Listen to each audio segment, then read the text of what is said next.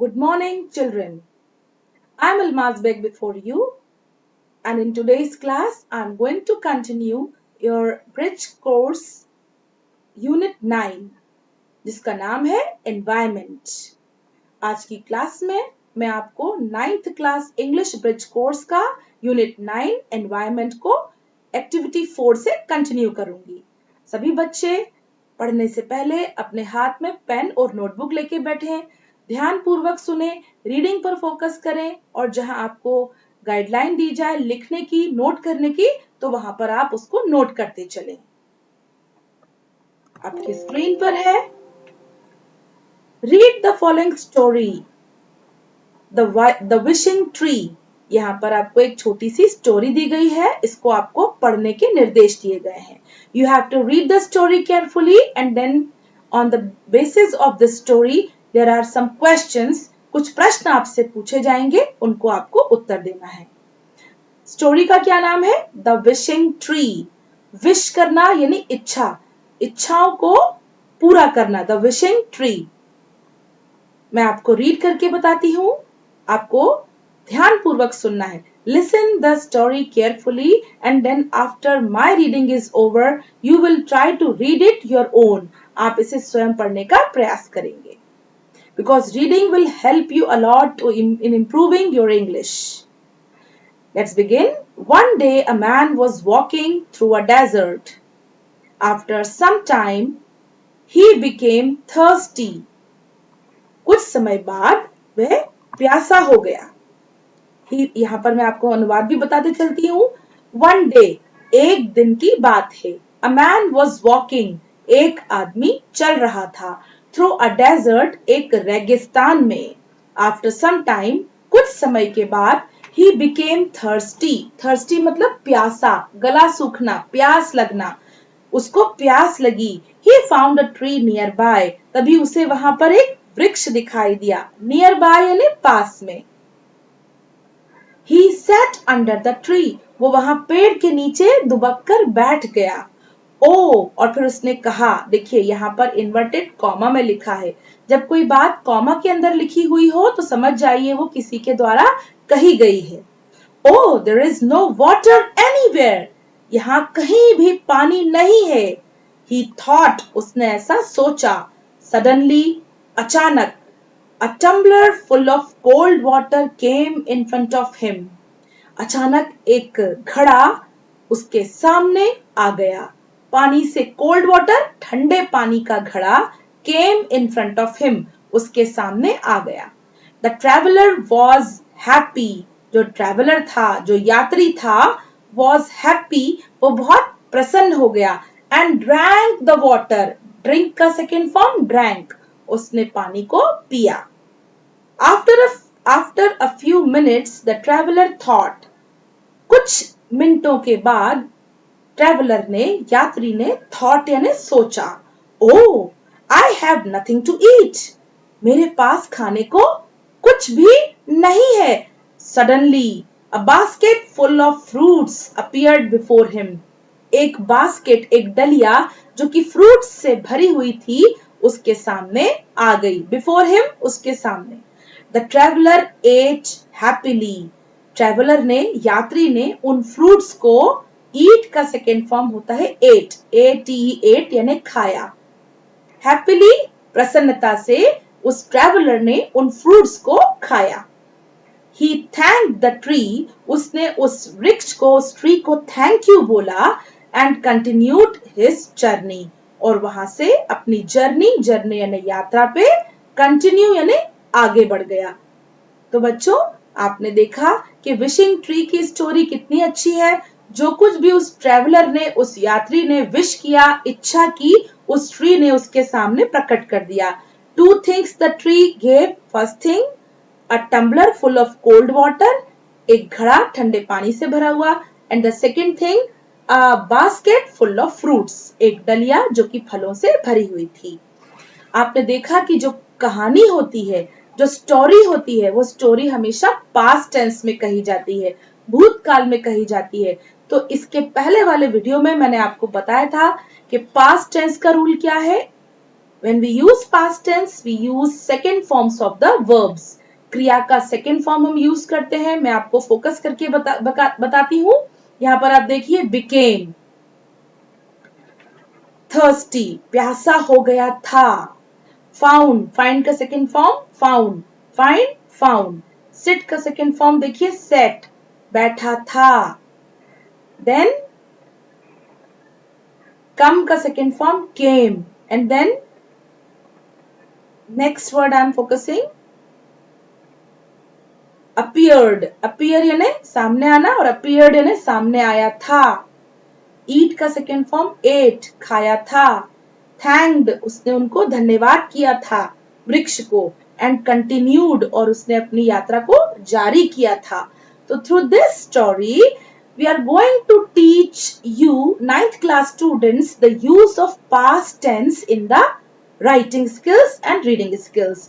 इस पैराग्राफ के थ्रू हम कक्षा 9 के बच्चों को पास्ट टेंस का, भूतकाल का यूज क्रियाओं के माध्यम से किस प्रकार करना है वे सिखाना चाहते हैं. नेक्स्ट एक्टिविटी हम देखते हैं.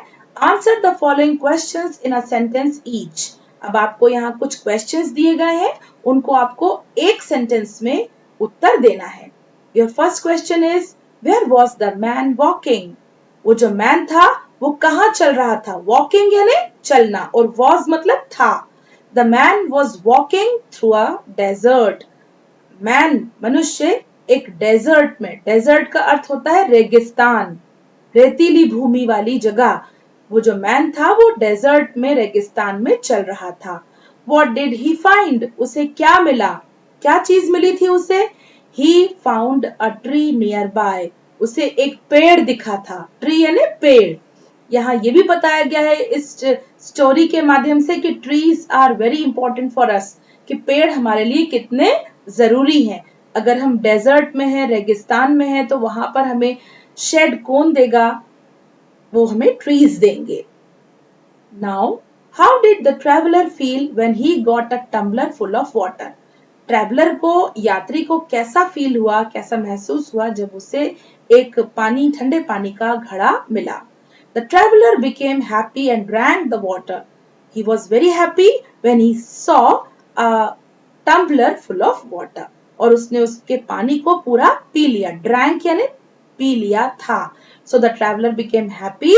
ट्रेवलर बहुत खुश हुआ था. And he drank the water, और उसने उस पानी को पी लिया था. Now the next question, who gave fruits to the traveler?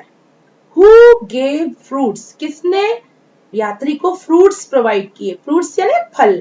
किसने यात्री को फल प्रदान किए. The tree gave fruits to the traveler. आपको पता है स्टोरी में कि the tree gave fruits to the traveler. Traveller को fruits, फल, उस वृक्ष ने, उस विशिंग ट्री ने प्रोवाइड किए. Now there is question 5th before you. What did the traveller do before continuing on his journey. Journey यानी यात्रा को कंटिन्यू यानी जारी रखने के लिए ट्रेवलर ने क्या किया. He thanked the tree before continuing his journey.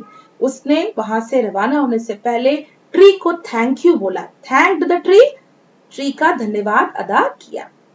Now activity 5 is before you. Answer the following questions orally. अब बेटा जो प्रश्न आपको दिए गए हैं इनके आपको ओरली यानी मौखिक जवाब देना है.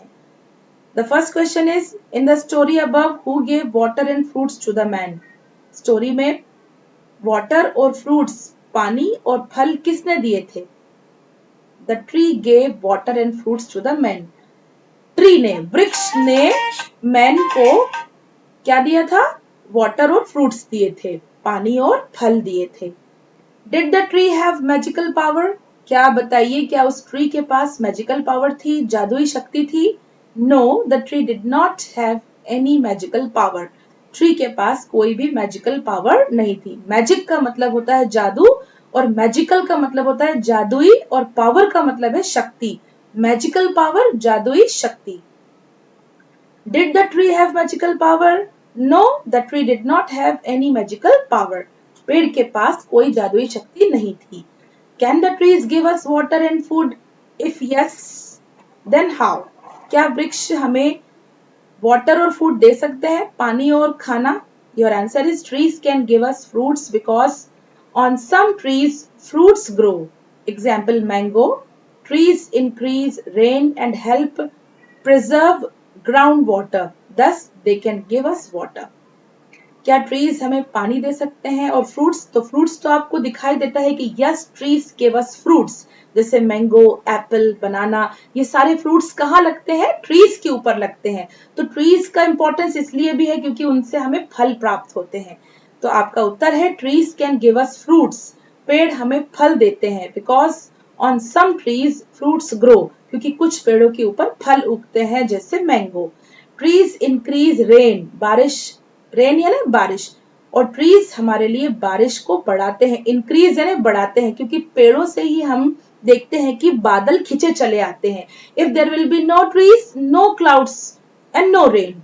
If there will be lots of trees, ज्यादा से ज्यादा पेड़ होंगे तो वो ज्यादा से ज्यादा क्लाउड्स को, बादलों को अट्रैक्ट करेंगे, और हमारी रेन जो है, बारिश जो है, उसमें इंक्रीज होंगे, वो बढ़ेगी। Then and helps preserve ground water. Trees के थ्रू ग्राउंड वाटर, जो जमीन के अंदर का पानी है, ग्राउंड वाटर यानी धरती के अंदर का पानी, वो प्रिजर्व होता है। प्रिजर्व यानी बचा हुआ रहता है। क्यों? क्योंकि ट्रीज की जो रूट्स होती हैं, जो जड़ें होती हैं, वो अपने अंदर सॉइल को, मिट्टी को जकड़े रखती हैं, और जिसके माध्यम से सॉइल में, मिट्टी में वाटर जो है वो बचा हुआ रहता है। Thus they can give us water. इसलिए हम ये भी कह सकते हैं कि trees give us water and trees give us fruit. आपका अपना own आंसर भी हो सकता है। आपको इन आंसर्स को ओरली अपने फ्रेंड्स के साथ, अपने फैमिली मेंबर्स के साथ देने का, आंसर्स को रिप्लाई देने का प्रैक्टिस करना है। Now there is activity 6 before you. Complete the sentences with the words after or before. यहाँ पर दो वर्ड्स दिए गए हैं, आफ्टर और बिफोर। आफ्टर और बिफोर लगाकर आपको इन वर्ड्स को, सेंटेंसेस को पूरा करना है। फर्स्ट सेंटेंस आपके सामने है, in the English alphabet the letter S comes dash the letter Z. आप देखेंगे अंग्रेजी की वर्णमाला में अल्फाबेट एस जेड के कहाँ आता है? आपको पता है STUVWXY Z, Z से पहले S आता है। तो आफ्टर का मतलब होता है बाद में, और बिफोर का मतलब होता है पहले। तो Z के पहले, पहले को हम इंग्लिश में कहते हैं before. Letter S comes before the letter Z. Now the Independence Day comes, Independence Day, independence day यानी स्वतंत्रता दिवस, कम्स यानी आता है, कब? Dash the Republic day. Republic day का अर्थ है गणतंत्र दिवस। स्वतंत्रता दिवस गणतंत्र दिवस के पहले आता है कि बाद में? आपको पता है Republic day comes in January, that is 26 January, and independence day comes in August, that is 15 अगस्त। तो जनवरी पहले आता है और इंडिपेंडेंस डे जो है वो अगस्त में आता है। तो इसलिए यहां पर हम लिखेंगे आफ्टर। मैं आपको पढ़ के बताती हूं। The independence day comes after the Republic day in the calendar. जो कैलेंडर है जिसमें हम डेट्स देखते हैं, उसमें आप देखेंगे कि इंडिपेंडेंस डे रिपब्लिक डे के बाद में आता है। Next is After waking up, I brush my teeth. Here A will be capital, यहाँ A बड़ा बनेगा। After waking up, उठने के बाद, यानी सो के उठने के बाद, I brush my teeth, मैं अपने दांत ब्रश करता हूँ या करती हूँ। तो कब करते हैं हम ब्रश? बिफोर वेकिंग अप या after waking up?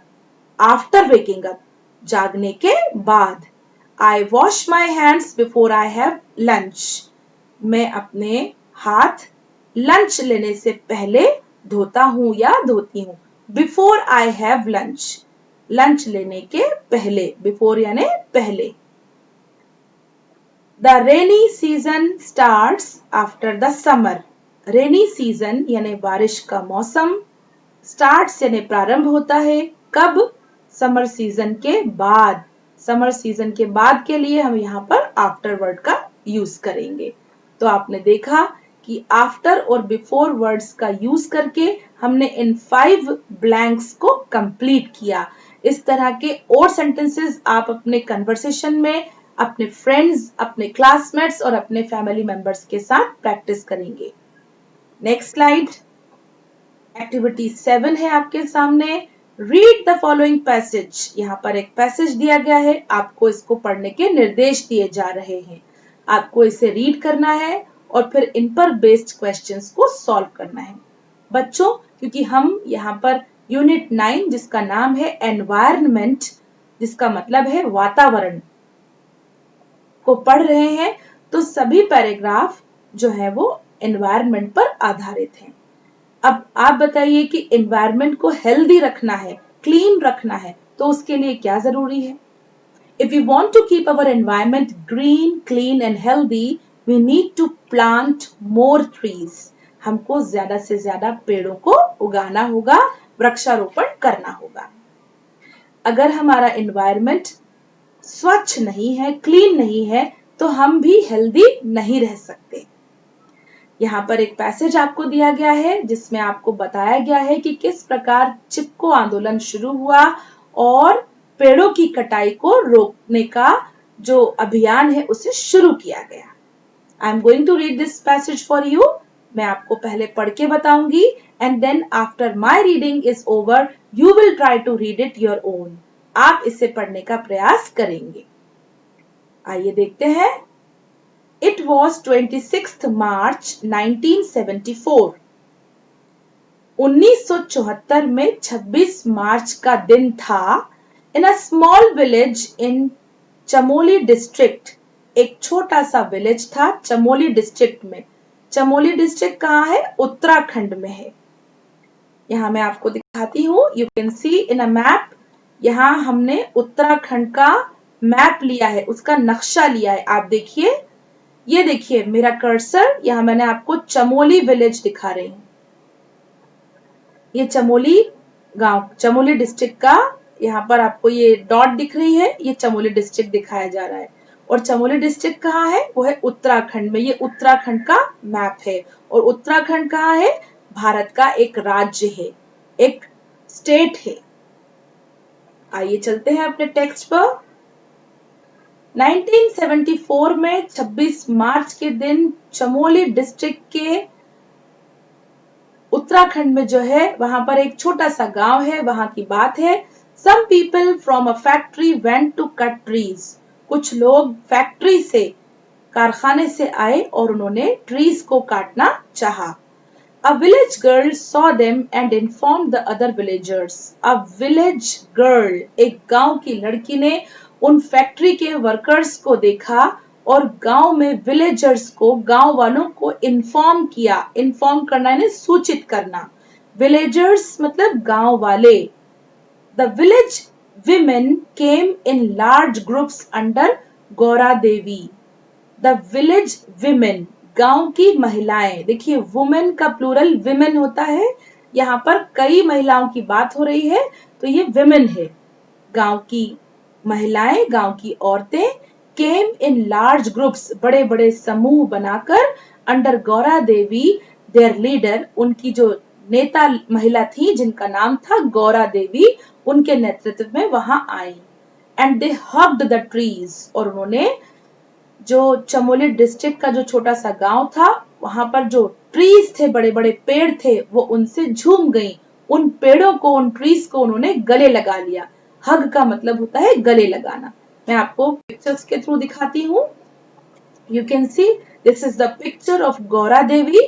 Gaura Devi उस स्मॉल विलेज की जो विमेन थी, उनकी लीडर थी, उनका नेतृत्व कर रही थी। और you can C in this picture that these women hugged the trees. ये देखिए ट्री ट्रंक, पेड़ का तना है और इसके तने से ये जो विलेज विमेन है ये झूम गई हैं, उसे हग कर रही हैं। Now Gaura Devi told the woodcutter, Gaura Devi ने वुड कटर से कहा, we are hugging the trees, हम इन ट्रीज को गले लगाए हुए हैं। If you want to cut the trees down, अगर आप इन पेड़ों को काटना चाहते हैं, hit us first, पहले। If you want to cut the trees down, यदि आप इन पेड़ों को कट करना चाहते हैं, हिट अस फर्स्ट, पहले हम पर हिट कीजिए, हम पर वार कीजिए। The woodcutters tried to send the women back, लकड़हारों ने महिलाओं को वापस भेजने का प्रयास किया। ट्राई यानी कोशिश करना। But the women did not go, लेकिन ये जो महिलाएं थी ये वापस नहीं गईं। The woodcutters went away without cutting trees, और जो लकड़हारे थे वो पेड़ को काटे बिना ही वहां से वापस चले गए। This was the beginning of Chipko movement, और ये जो दिन था ये चिपको मूवमेंट की शुरुआत थी। मूवमेंट का अर्थ होता है बच्चों आंदोलन। चिपको, चिपको का मतलब होता है हक करना, गले लगाना, क्योंकि यहाँ विमेन महिलाएं ट्री ट्रंक्स से, पेड़ों के तनों से चिपक गई थी और उन्होंने कहा था कि पेड़ों को मत काटो, इसीलिए इसका नाम पड़ा चिपको मूवमेंट। तो आपने देखा कि 26 मार्च 1974 हमारी इंडिया की हिस्ट्री में एक रिमार्केबल डे है, एक मेमोरेबल डे है, जिस दिन से चिपको मूवमेंट का प्रारंभ हुआ। आपने देखा बच्चों कि किस प्रकार आज भी ये कक्षा 9 के बच्चों को इस चिपको मूवमेंट से अवगत कराया जा रहा है ताकि वे एनवायरनमेंट में पेड़ों को कटने से रोकें। आज भी हम देखते हैं कि कभी रोड के कंस्ट्रक्शंस के लिए, तो कभी कॉलोनाइजेशन के लिए, तो कभी उद्योगों के निर्माण के लिए हजारों की तादाद में, हजारों की संख्या में पेड़ों को लगातार काटा जा रहा है, और जिसका परिणाम हम देख रहे हैं कि ग्लोबल वार्मिंग जो विश्व है वो गर्मी, उसका जो तापमान है वो गर्म होता जा रहा है और बढ़ता जा रहा है, और ग्लेशियर्स पे जमी हुई बर्फ जो है पिघलकर समुद्र का जो वाटर का लेवल है, पानी का जो स्तर है, उसको बढ़ा रही है। तो ये सारे परिणाम किन कारणों से हो रहे हैं? पेड़ों की कटाई से हो रहे हैं। अंधाधुंध ट्रीज की जो कटाई है, कटिंग है, उसको हमको रोकना है। इस पैसेज को आपके बुक में देने का एक यह इंटेंशन है कि हम बच्चे जो है इस चिपको मूवमेंट को आगे कंटिन्यू करें, आगे लेकर जाएं। आगे देखते हैं बच्चों, आगे देखिए, यहाँ पर आपको इस पिक्चर के थ्रू, इस मैप के थ्रू बताया गया था कि कहां पर चिपको मूवमेंट शुरू हुआ। ये जो है धौलिया ग्राम है, जहां पर इस छोटे से विलेज में इस चिपको मूवमेंट की बिगिनिंग हुई, शुरुआत हुई। ये देखिए यहाँ पर तस्वीर गौरा देवी की, जिन्होंने इस मूवमेंट को आगे बढ़ाया। अब हम देखते हैं इस पैसेज पर बेस्ड कुछ एक्टिविटीज को। Now here is an activity which is completely based on the passage. Fill in the blanks. खाली स्थान भरिए। March 26, 1974 is an important day in the Chipko movement. Chipko movement की शुरुआत कब हुई थी? मार्च 26, 1974, जो कि एक इंपॉर्टेंट डे है, एक महत्वपूर्ण दिन है। Next is the incident happened in a small village. ये जो इंसिडेंट है, ये जो घटना है, ये स्मॉल विलेज, छोटे से गांव में हुई, और उसका नाम था Chamoli district in Uttarakhand. Chamoli district के, उत्तराखंड के चमोली डिस्ट्रिक्ट के एक स्मॉल विलेज में ये चिपको मूवमेंट जो है ये शुरू हुआ था। A village girl saw the woodcutters and informed the villagers. एक विलेज गर्ल यानी गांव की लड़की ने वुडकटर्स यानी लकड़हारों को देखा एंड इन्फॉर्म द विलेजर्स, और गांव वालों को जाके सूचित किया। The women hugged the trees to protect them, और महिलाओं ने क्या किया? The women hugged the trees, पेड़ों से वे झूम गई, उनको गले लगा लिया। टू प्रोटेक्ट देम, उन्हें बचाने के लिए। ऐसा क्यों किया कि पहले हम पर प्रहार करो, फिर हम इन पेड़ों को काटने की अनुमति देंगे। The leader of the village women was Gaura Devi. Who was the leader of the movement? इस मूवमेंट की, इस आंदोलन की लीडर कौन थी? She was Gaura Devi. गौरा देवी इस मूवमेंट की महिला जो थी वो नेता थी। Now activity 8 is before you. Make sentences by rearranging the jumbled words. Do not forget to put punctuation marks and capital letters.